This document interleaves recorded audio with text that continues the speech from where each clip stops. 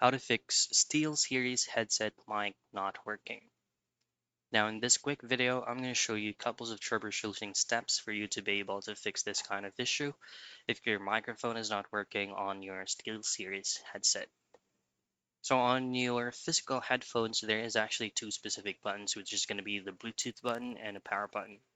And good thing about this microphone or this headset, it has actually a detachable wires.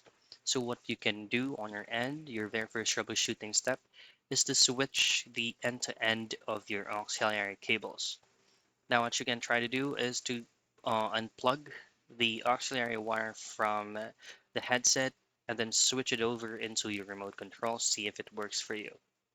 Now your last resort is to reset the Bluetooth pairing of your headphones. All I have to do to reset it is just to simply um, pressing and holding the power button of the headset 3 to 5 seconds until it stops blinking. Once you've done that, just simply power it on once again and see if it works for you. So those are the things that you can do for you to fix SteelSeries headset mic not working.